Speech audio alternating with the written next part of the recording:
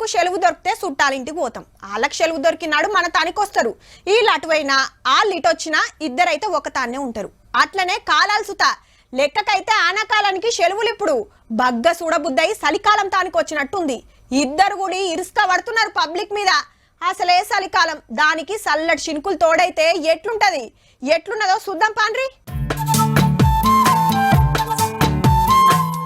తిరుపతి కొండ మీద దుప్పటి పరిచినట్టే ఉన్నది పోన్రి.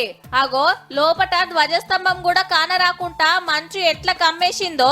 మంచు అందాలు చూసుకుంటా చిన్న మురిపెం కాదు భక్తులది. ఫోన్లు తీసి ఛార్జింగ్ కొట్టేదాకా టిక్క సెల్ఫీలు వీడియోలు గుంజుడే గుంజుడు.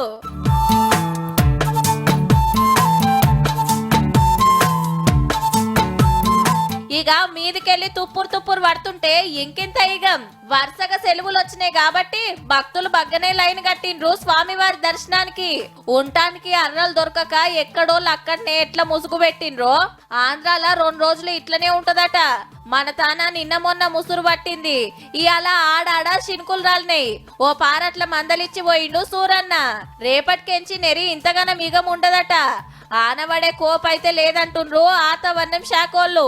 అట్లా అని చలి మొత్తానికే పోతదేమో అనుకునేరు. చినుకులు రాలే గాని సంక్రాంతి ముంగట వణుకుడే వణుకుడు.